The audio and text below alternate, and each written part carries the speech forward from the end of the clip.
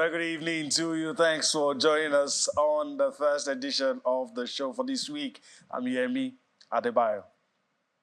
For the greetings to you wherever you are in the world watching us. In London, I'm Austin Okonakpan. Yemi, so much going on in our world of sports, but tonight I'm super duper excited that we are giving attention to sports development in Nigeria. It's about time to put words into action. Yeah, I agree with you. It's time to do that. Of course, set the agenda, set the tone, let's know where we're going, and of course, do our best to get ourselves in the right direction. That's right. That's what it is. So without wasting any more time, let's get straight into the conversation. On Wednesday, August the 16th, that's about 3 weeks ago, President Bola Ahmed Tinubu announced a new minister of sports development. His name is John Enoh.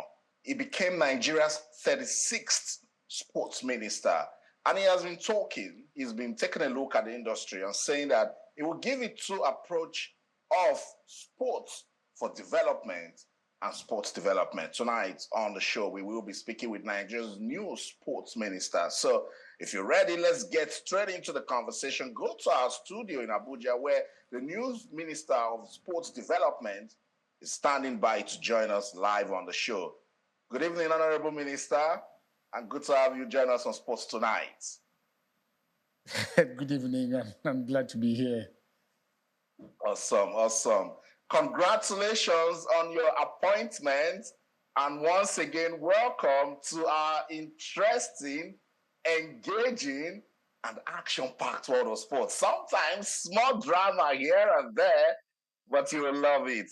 Congratulations once again, and we believe that you will make, some positive impacts and some good changes to sports development in Nigeria. So let's get into the conversation. I see you've been busy in the last 3 weeks. You've been having some inspection here and there. You've been meeting with important stakeholders in the sports sector. With what you've seen, how much work is there to be done with sports in Nigeria? To tell you the truth, quite a lot of work. I mean, it's first, the sector of my deployment has been defined and described as a beleaguered sector, a challenging sector. Some have said, I have Nigeria's toughest job. And why not? I'm in a sector that excites so much interest, by everyone. A sector where almost everyone, especially in football, has an opinion, is an expert, and wants to forcefully, insist on whatever advice or suggestion. So quite a lot of work. And like you said, in the last 2 weeks plus, I've been going around, having a feel of the sector. From Abuja, I went to Lagos, and I'm back to Abuja, and I'm continuing with some engagements, but what I find, it's that it's a sector that requires a lot to be done. It's a sector that is full of so much for our country. It's a sector that I think that I have the challenge and the job to get Nigerians to appreciate more than they may have ever even appreciated. So it's an enormous sector with a lot of work to be done, to say the truth. I totally agree with you. And Honorable Minister, it's the Ministry of Sports Development. Will you be another football minister? It's I'm Minister of Sports Development, and I'm not Minister of Football Development. It's only incidental that the greatest followership that is enjoyed, in our country is that of football. And ordinarily, I'm minister over several other sporting federations. And to say this, by Tuesday next week, I've already, requested to have a meeting with all the sporting federations. There is none that is an exception. So we're going to give as much attention as I can, to all the sports that are available and all the federations. And not to mean also that I'm not going to look at football. Football, like I've admitted, enjoys Nigeria's greatest followership. I mean, so I'm not going to be Minister of Football, but I'm going to be Minister of Sports Development.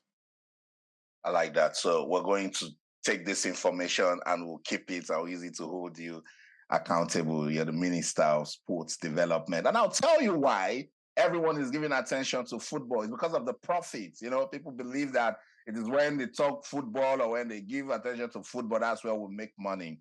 Your predecessor, Mr. Sunday Dare, developed a sports industry policy document. I'm not sure if you've seen that document, but if you've seen that document, Honorable Minister, tell us, how do you intend to improve on it to create an enabling business environment for sports in Nigeria? Well, I mean, I've seen the document, and like you said, the document remains a policy. It's going to be my job to get this policy implemented. And I think that it's a significant starting point for me as Minister of Sports Development. It's the thrust of that policy is to get us to appreciate the fact that, you know, sports is business. It's not just recreational, and try to promote it as such. You know, it's trying to get us to appreciate, and to get the private sector to get more and more involved in terms of investments, in terms of, you know, prioritizing what they do as it relates to sports. And I think that there are a series of incentives that are being contemplated, incentives that indicate, for example, that you're a corporate body, a corporate organization, you are into private business, and you want to make an investment in sports, that for this kind of investment that you make, these are the various incentives that government is willing to offer in terms of tax incentives, in terms of so many other incentives to serve as encouragement to get people to get involved. Because try as we try, the enormous and the strength and the size of sports development is such that government alone cannot, you know, continue to be the main funder. So everything is going to be done as part of implementing that policy to get these incentives to get approved so that the business people and the corporate organizations can actually buy into it and truly make sports to be a business and contribute its own quota. I mean, a little bit, you know, when I looked at the statistics, you know, from the National Bureau of Statistics over the net contributions of the various sectors, you know, to our GDP, I mean, it's surprising that sports is not mentioned. And I think that these are part of the things that this national, you know, industry sports policy is going to seek to address and seek to respond to by the time we begin to implement it.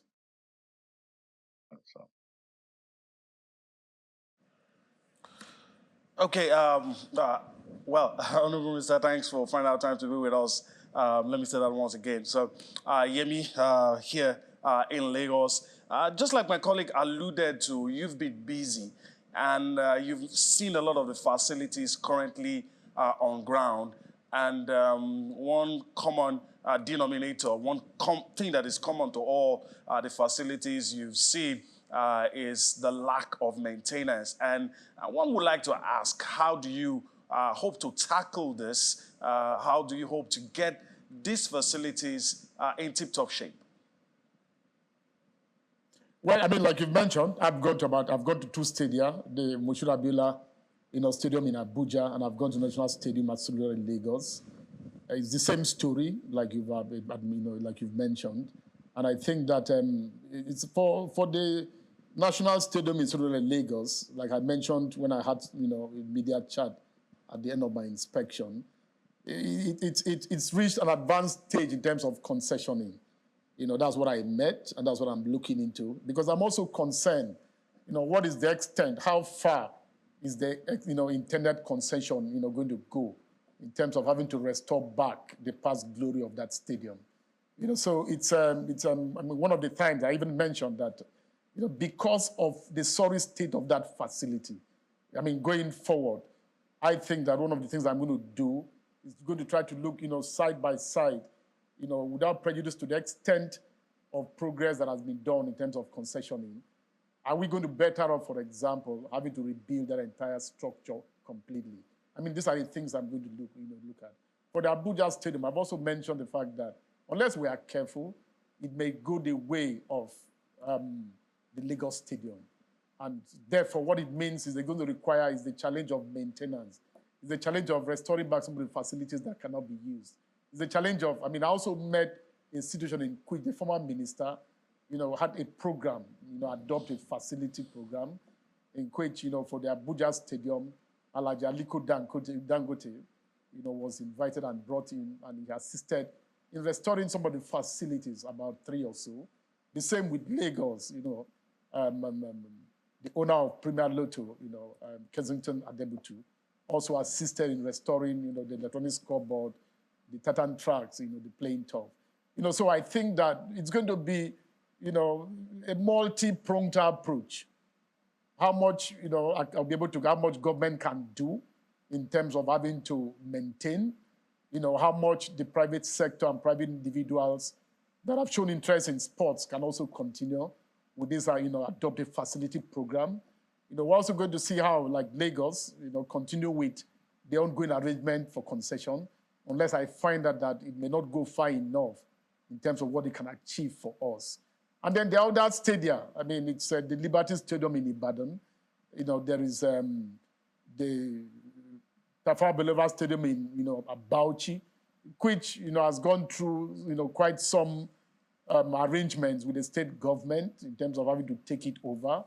The Nnamdi Azikiwe Stadium in Enugu, which is now, fully under the control of the Enugu state government outside the indoor sports hall. So quite a number of, about 6 stadia originally owned by the federal government, but as at now, about 4 or so are still within the management of the federal government.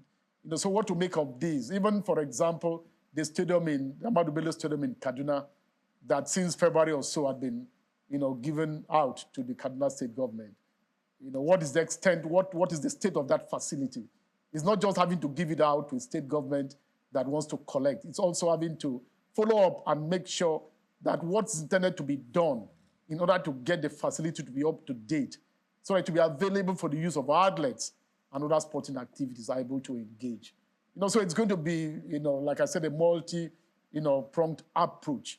But with the bottom line and the key is the extent to which these facilities are brought up to date. So they're not just monuments, but they are available, for the practice of the various sports for which they were intended in the first instance. All right, thank you for that. As a follow-up to that, having access to fully functional sports facilities is the bedrock for discovery of talents and nurturing talent. So what are you going to do to ensure that the young ones will have access to some of these facilities, not just access, but having it fully functional so that when they are young, they can be discovered and they can fully, do the sports that they want to do? Well, incidentally, it's most of the stadia that I've enumerated, and even most others that were built by the various state governments, they are largely located in the townships, in the capital cities. So when we talk about access to the young ones, most of these facilities are therefore not immediately available to these young ones. So one of the things that I'm going to focus on is looking at grassroots development of sports, and therefore getting these facilities closer to the people. I've been quoted to have said, for example, that if you look at boxing greats, these are people, most of those that have turned world greats in different sports haven't been people that have lived, that are living in most of these townships, in Abuja, whether Maitama, whether Asokoro in Lagos, whether Ikoyi or whatever. They are more likely, going to be people that are resident in the Sabon Garis, in Ajengule, in all such places. So I think that the challenge and the task is how close we can get these facilities and these amenities closer to the people, to be able to serve the underserved people, to be able to get these talents as raw as they are, to expose them early enough to the use of these facilities and to develop themselves. It's after that, then we talk about the transition to elite sport, competitive sports at that level in which they can compete at the national level and at the international level. But like I said, one of the things that I'm going to focus on is to look at, we have in existence 6 zonal offices. these offices have existed more in name than in real practice. So the key is to get these 6 zonal offices to be fully functional because they are closer to these various states, to these various grassroots, and therefore we can tackle the problem and the challenge of getting facilities and amenities closer to the people to become a little bit easier. Abuja is too far to sit and superintend over the entire country.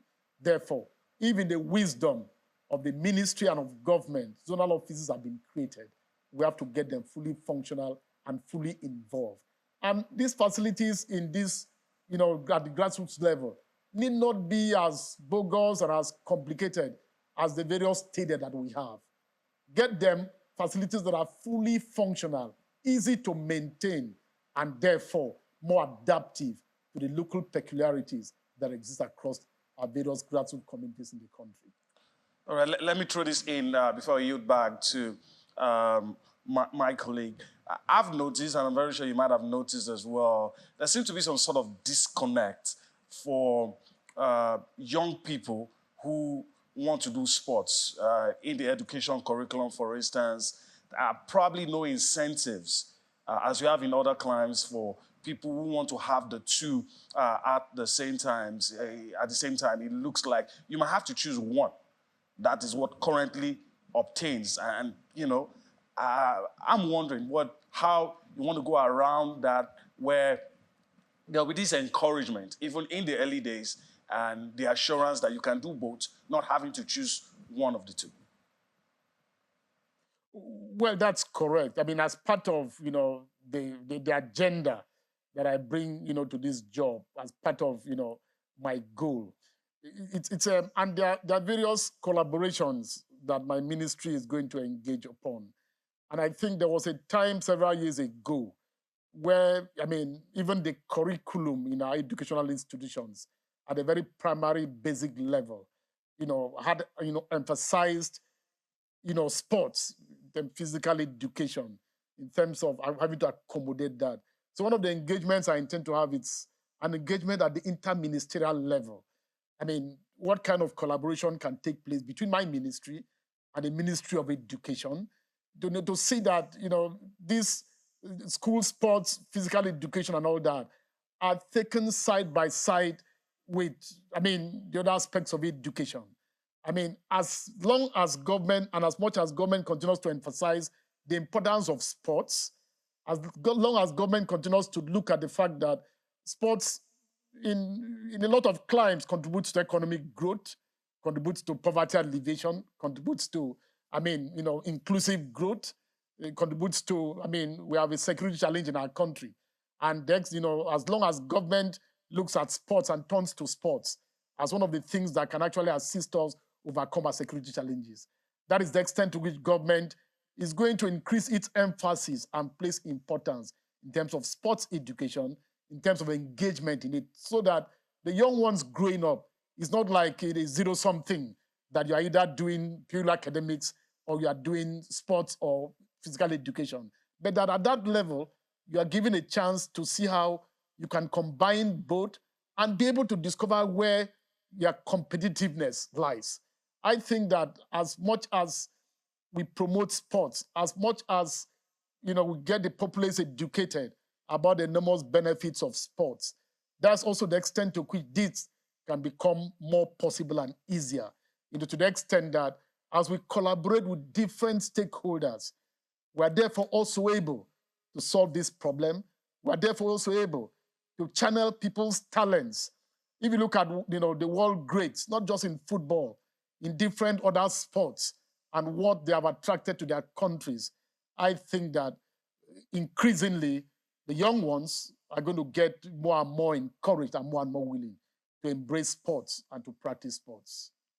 Honorable Minister, I want to still stay with the grassroots. It's very important at that level because that's where you build from the bottom to the top. And I'll tell you a quick short story. In 2008, Channels Television, because we wanted to support sports at the grassroots. So the visionary, Mr. John Momo, said, how can we take sports back to the glory days? So we launched the Channels International Kids Cup. First, it started as a Lagos tournament, and then we went national, and then we went international. The story gets sweeter. We also launched the Athletics Classics, that we wanted to revive athletics in Nigeria. So the Channels International Kids Cup is a football competition for boys under the age of 13. The Athletics Championship is for boys and girls under the age of 16. So, Honorable Minister, that was Channels Television's own way of saying we can support sports at the grassroots. But because of COVID, we've put these programs on hold now. Is your ministry, this sort of programs I've just told you about, is it what you will support when we come to you and say, let's do something like this? Does it excite you?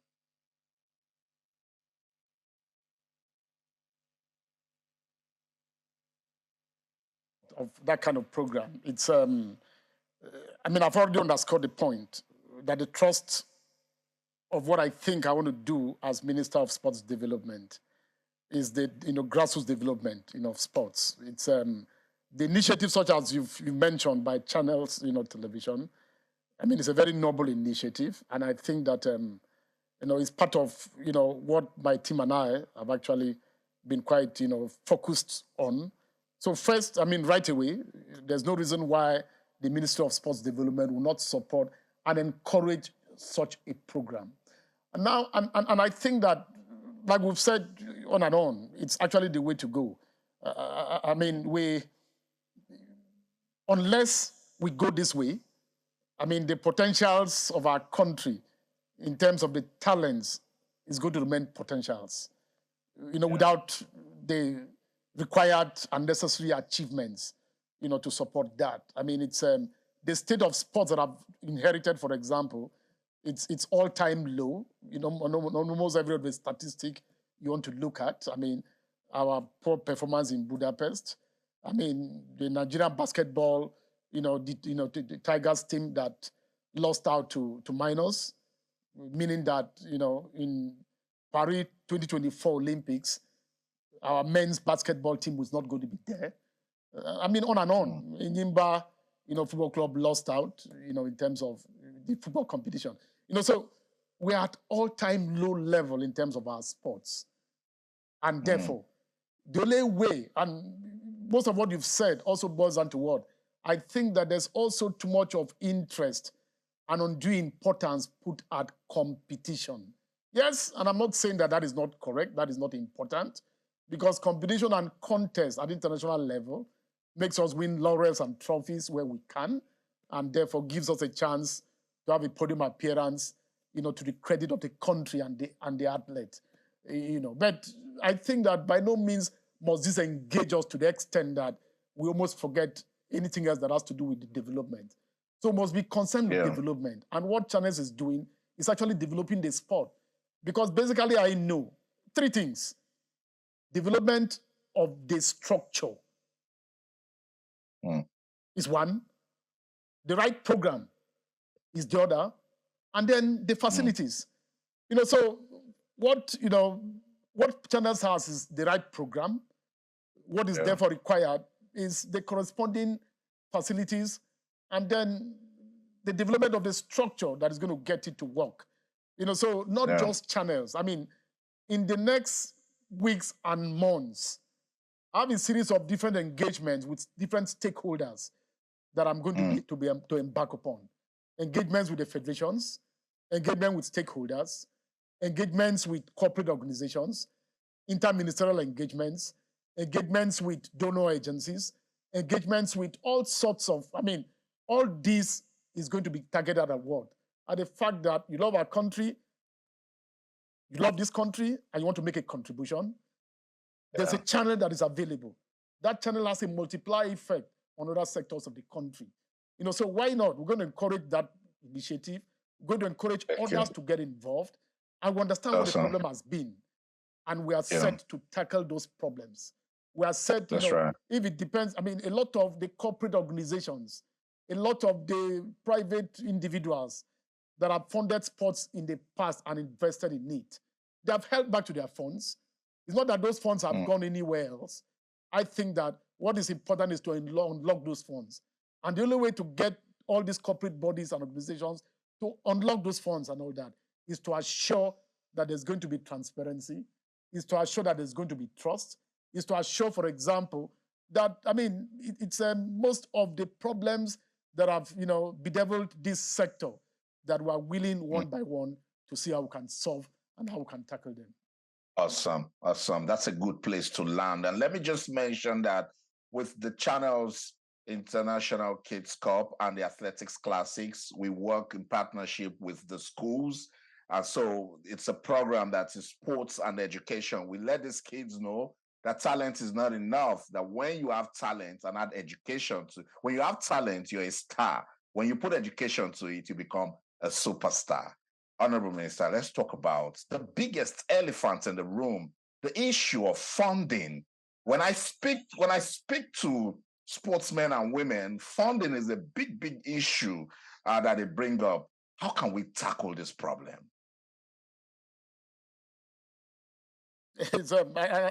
I think in the course of this program, we've made some reference to funding. Funding is a big problem, it's a big challenge. And you can look at funding in different respects. You can look at funding in terms of what government funding is, what it should be. The hope, gladly, is that in the past, we've had to tie sports with different other sectors. You're not tying it to youths, you're tying it to some other, sectors, and therefore, government has really had a distracted attention, given to sports. For the first time in our recent history, our president, His Excellency Asiwaju Bola Ahmed Tinubu, because of how much he wants to focus and concentrate on sports, he has created a separate ministry of sports development. This is one significant first step in terms of assuring that proper funding is made. But having said so, government alone will not be able to achieve that. There are a lot of other funding sources and funding outlets that the ministry is going to be able to explore. And like I said, once I'm able to solve the trust deficit, once I'm able to assure, our funding partners, and there are a lot. There are a lot of people that are willing to put in their money. And especially once we're able to drive successfully the issue of sports as business. And that businessman, that multinational company, that enterprise that wants to spend its money in sports, realizes it can get good return on investments. I think it will unlock the funding channels to make funds available. Otherwise, you are right. The challenge of funding has been such that a lot of the times we're not even able to compete or to take part in international sporting events that we have even committed to. A lot of the time, this has led to some embarrassments of the country abroad. And a lot of the times, it's not just because people are mismanaging funds, not because people have collected money and have pocketed such monies. It's also because such monies have not even been gotten where they're supposed to be gotten from. And I think that one of the things too is to communicate, to be as open as possible. Once we're able to tidy up all of these, and we're able to once we get together as a united house, like I mentioned earlier on, I'm going to be meeting with the sporting federations, sometime next week. And I think that we're going to commit to, to something, to corporate governance amongst ourselves. We're going to be able to look at what are those problems, what are those issues, what are those challenges. Once we're able to in-house address all of these, and therefore we step out and begin our various engagements with our various stakeholders. Put people, there are quite some, rich, wealthy Nigerians, philanthropists in this country that will be willing to spend their money. I'm willing to make every of the effort that I can make. I'm willing to make every call that I can make. I'm willing to sit down with beyond Alhaji Aliko Dangote, beyond Chief Adebutu. I'm going to sit down with the Tony Lumelus, with the Jim Obvias, with the Detolas, with all, name them. I'm going to sit down with them. Am I sitting down for coffee, for lunch, for dinner? I'm willing to spend my time, effort, and energy just because I like to see what contributions that we can make to be able to provide and bridge that funding gap, just so that that will no longer be our problem. just so that, the energies of our youths, the energies of, street kids, and there's so much energy in them. A lot of the times, earlier on today, I had, so I was visited by a body that calls itself the Nigeria Olympic Athletes, Commission. And we had quite some very useful and fruitful discussions and deliberations. And all of this is bringing together all these ideas to see how we can grow this industry, to see how we can elevate it to a status that it currently deserves and belongs in our country. Sounds good. Before I hand over to Yemi in Lagos, let's just talk about football some more. You met with the NFF.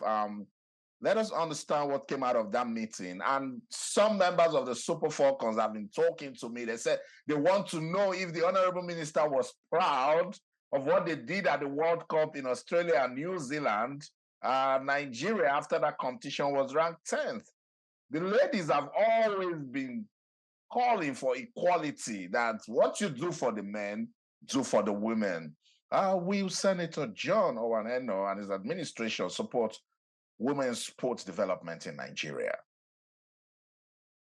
Well, two things you've asked. The meeting I had with NFF. I came in back from Lagos on Saturday, and by 8 p.m. of that same Saturday, I was in a meeting with the president and the secretary general and other officials of the NFF, and I had my permanent secretary and some directors with me. It was just to sort out, a gray matter to get ourselves prepared for the last qualifying match for the Cup of Nations next year. And it had to do with the status of the Super Eagles coach. And I think that it was very easily resolved because before the meeting held, based on the engagements and interactions between the NFF president and the Super Eagles coach, they had agreed, to a pay cut, which was the snag, which was the issue that needed to be sorted, because verily his contract had expired, in July. And so the terms of the new engagement, and this engagement is up to the end of February, is that he accepted a pay cut. He also accepted he was going to also take charge of Team B, which wasn't, originally part of what he was doing. And this has been sorted. As I speak to you, the Super Eagles coach has arrived to you, the venue of our match with Sao Tome and Principe. Now, talking about the Super Falcons, I'm one person who thinks that they did a yeoman's job. They did a great job. They did an incredible job. They made us proud. I watched that match. And I couldn't be more proud of our female soccer team. Like you've mentioned, after that tournament, Nigeria is now ranked among the first 10. If you look at, international politics, the ranking that makes you fall amongst the first 10 is actually a very brilliant one, because a lot of the emphasis and the focus is on the first 10. So it's very gladdening that, at this time in the history of our sport, the history of our football, that the female national team is ranked among the best 10 in the world. Having said so, to my mind, they've done us, very proud. And there's no reason to discriminate. There's no reason whatsoever. The minister under my watch is going to give equal attention to both female and to male football. We need to promote female football even more than anything else, because if you go to the grassroots, you go to the local communities and all that, the issue of females playing football is still regarded as very odd and very strange. So part of what we're going to do is to promote this sport, to promote female football and take it to the interior and be able to get out the talents as well and be able to hone them in such a manner that we can transit from, early discovery, getting them through a training program and getting them to transit to now play, at the level of the national and then represent our country. So I'd like that. I wouldn't like that our female football, team feels any less important. Incidentally, they had returned from, Australia, before I was named sports minister. Otherwise, just like I did for our athletes, the World Athletics Championship in Budapest, and I've also been at the airport to receive them and to welcome them. And I like, through this medium, to say how very proud I am of the accomplishments that they made and of how proud they made the country to feel and to be. All right, Honorable Minister, while you were, responding to some of the questions my colleague was asking you, you talked about meeting with the federations, and I'm very sure by now you would have seen that the way disputes are settled, it's probably not ideal. You don't expect sport issues to end up in court, but unfortunately, in the last few years, we've had a number of cases, some still going on. That makes me want to ask you if you're thinking along the lines of having maybe a localized court of arbitration for sports, or somewhere where disputes can be settled. And I mean, I'm talking about sports stakeholders, federations, so that you don't have issues where if someone is elected, they are having issues 3-4 years, and that's going to be the excuse why a particular person would say, I wasn't able to do my job because I spent, my whole tenure in court. Well, I've heard of so many and so much about these disputes, since my appointment. And at some point, I've had to wonder, why really will people fight to the extent of having to go to court and stay in court for several years just because of, a certain headship of a sports federation? If our interest is to serve, unless there's something else that drives people's interests and ambitions. But if it's to grow the sport, it's like I said, my mind is open about this. Beyond what I've heard, I'd like to have a chance, to engage directly with the federations, as I've mentioned, so I can make an assessment of the state of these federations one by one, see where there exist disputes, where there exist, where there's normalcy, where there is, peace. And I think that one of the things I'm going to call on that day of that meeting is that as a measure of goodwill and good faith, I'm going to require that all disputes that are already in court, be withdrawn so that we can have a chance as a ministry to get this resolved. Whether this resolution is going to come by way of setting up an independent arbitration committee or panel, whatever. But I think that I believe that, giving a chance and giving room, to disputants in a dispute can provide a good environment and opportunity to see how, we can get these things resolved, just for the growth of the sport, just for love of our country, just so that we can have such a peaceful atmosphere as to be able to administer our sports. And this takes me to what it has now become part of the challenge. We spend so much time and effort amongst the sports and federation administrators in disputes about election outcome here and there, and ignore and forget the critical role of the athlete, the critical role of those who win us the medals and the gold and the trophies.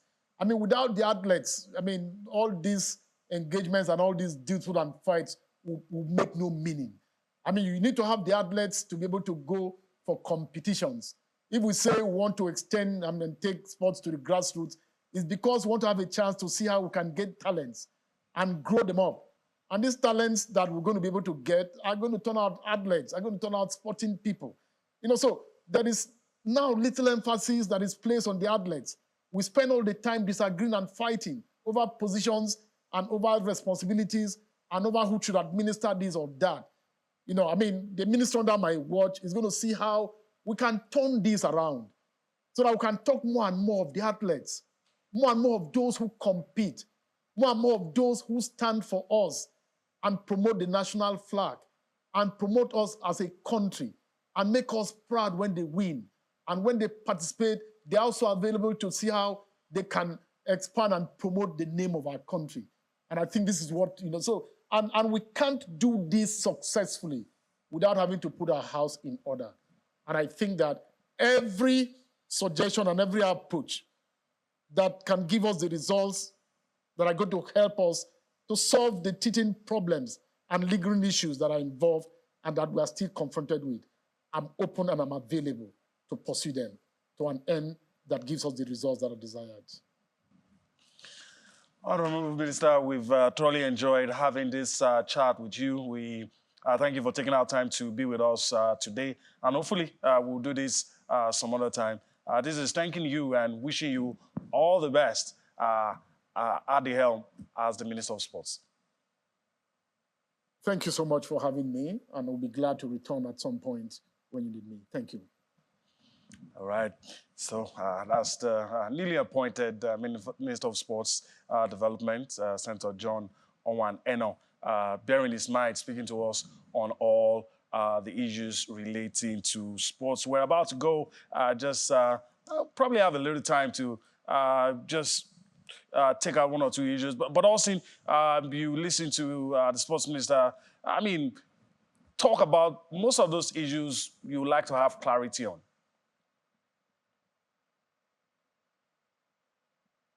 He seemed to know the sector. He's been doing a lot of work, and that's a good sign that he will be able to, hit the ground running. He's done a lot of background job.